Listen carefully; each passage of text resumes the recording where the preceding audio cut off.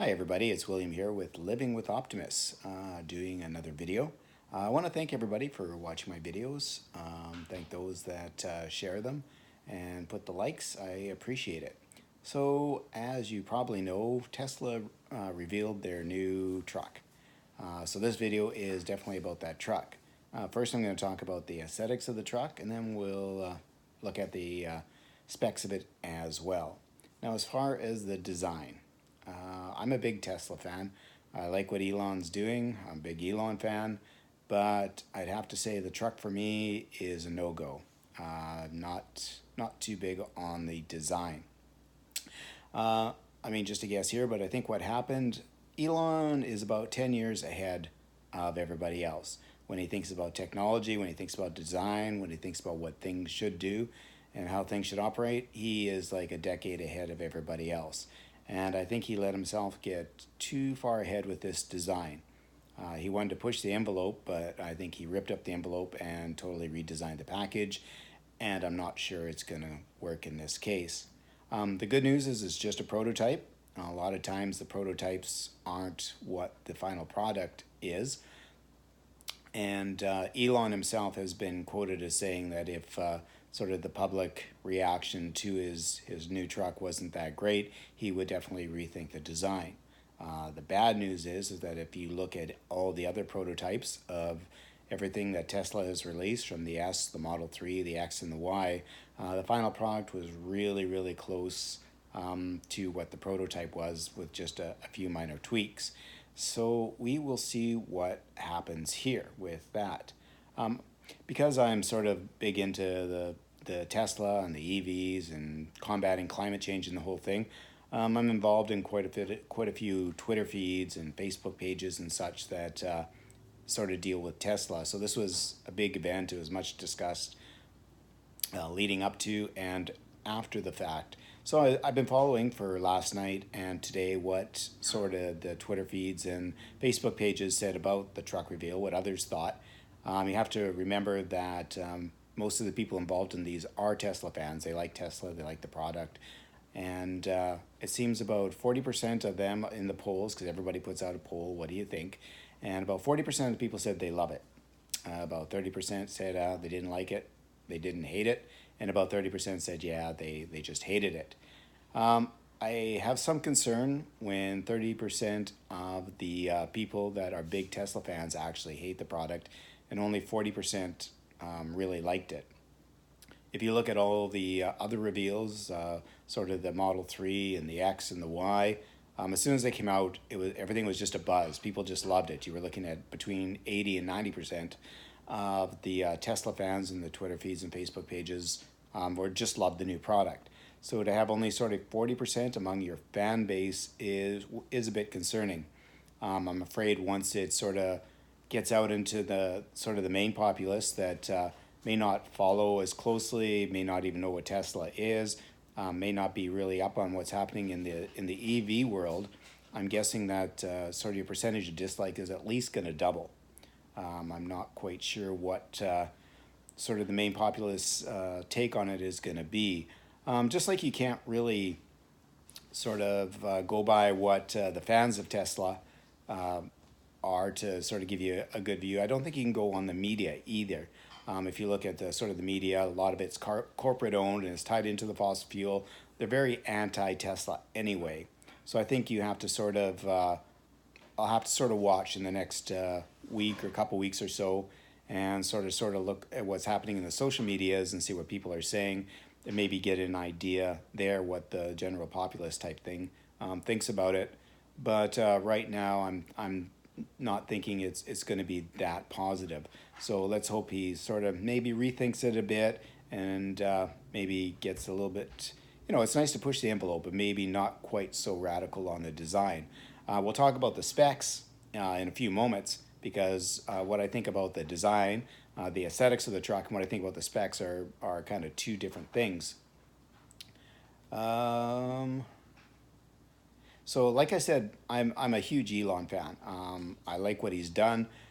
He like he said, he wants to leave the world a way better place than it was when it came into, and everything he does supports that. When you see with Tesla, when you see with Solar City, the Boring Company, SpaceX, what he's done to improve humanity is amazing, and he continues to do it. And his innovation is just wow. He's 10 years ahead of everybody else, and I'm just a big fan of him and what he's done with his companies. But in this aspect, I'm a bit disappointed, and here's why. Now, I'm not disappointed in Elon himself. I'm disappointed in the truck and the effect. I'm afraid of the effect it's going to have. Like I said before, I'm big into climate change, and I think to combat climate change, we need to switch to EVs. It needs to be a full world switch off fossil fuels, go to EVs, go to renewable resources, and wean ourselves off fossil fuels, the CO2 outputs that they put into the air, and the particles that they put into the air that are killing people. And Tesla has been pushing this envelope. Tesla is the only reason that EVs have become big, and that it's, everybody are, well, not everybody, but a high percentage of the population are now talking about EVs. And Tesla is the reason. It's because that they put out products that are amazing, but the products have always been aesthetically pleasing.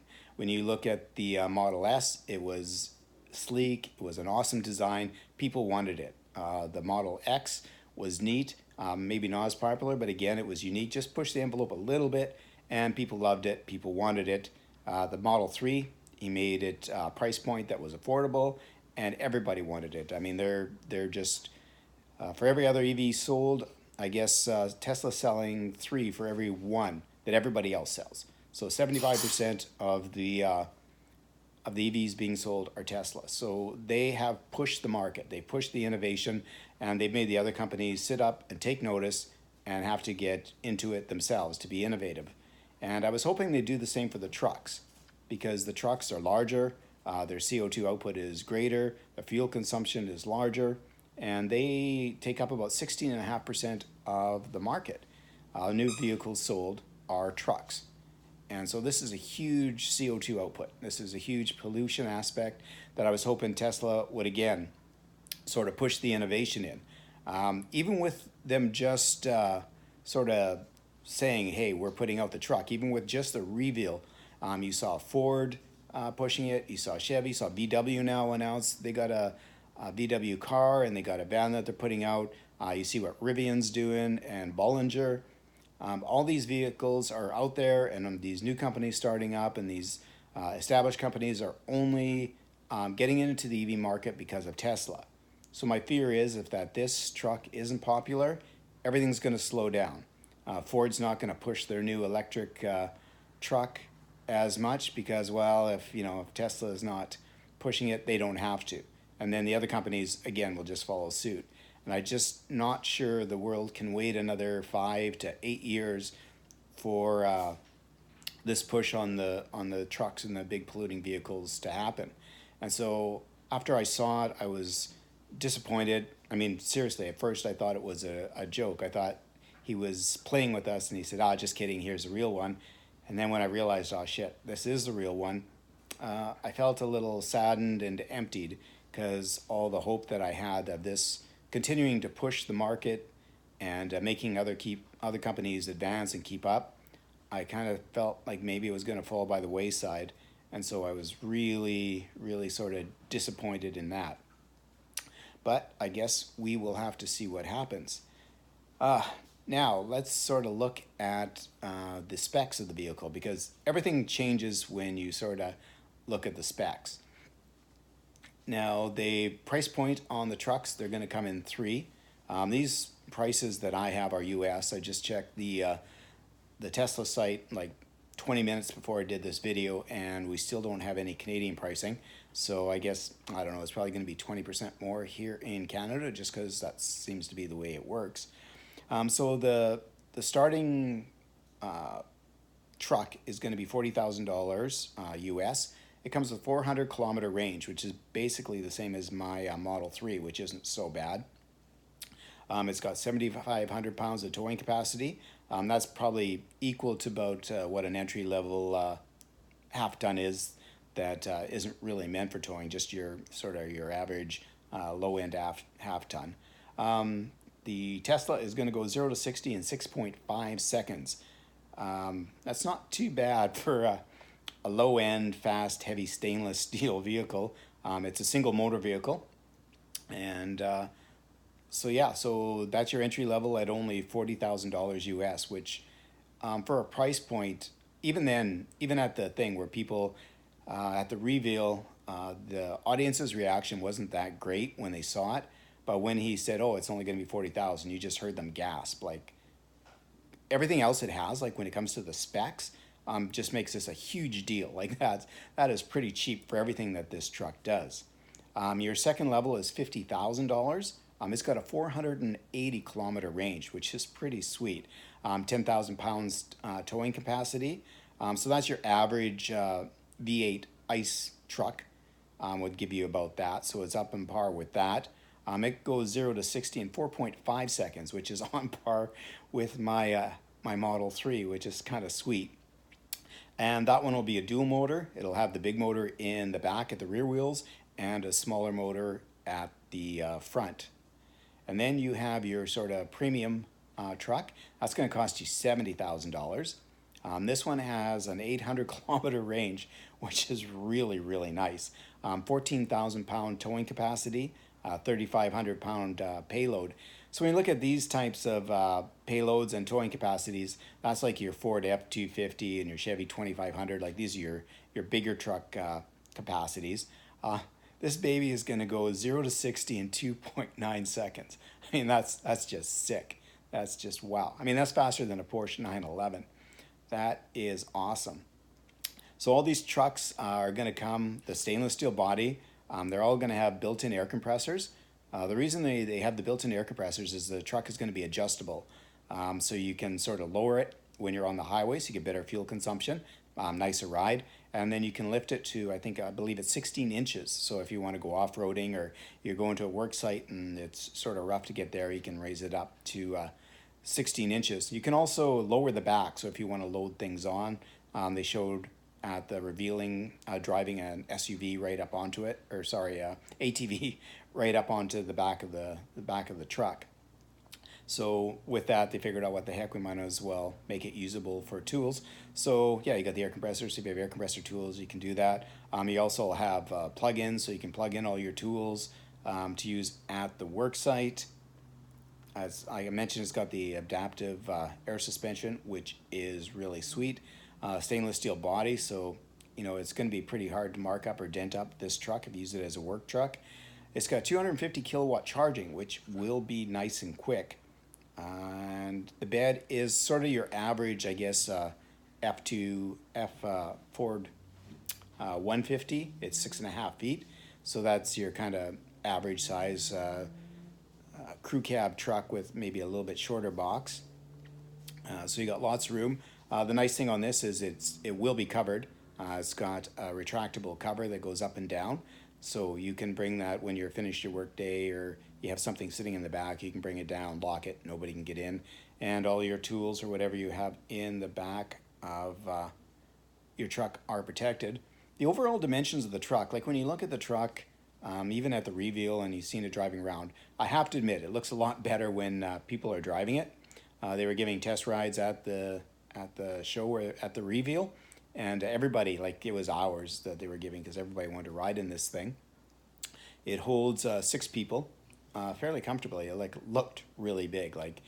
You can fit 6 people really comfortably into the truck, and yeah, and plus you got the 6.5 bed in there.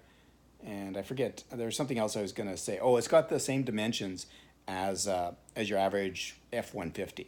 So even though it looks like it's kind of big and bulky, it's no bigger than what they're making the average truck nowadays. And yeah, I mentioned about the retractable covers, so you can keep your stuff safe. So that's sort of my lowdown on the truck. When it comes to the specs, it's like, wow, like this is just ridiculous. And that you can get basically everything except the extended range and the quicker speed at $40,000 start. It's, especially if you want this for a work truck, it's perfect.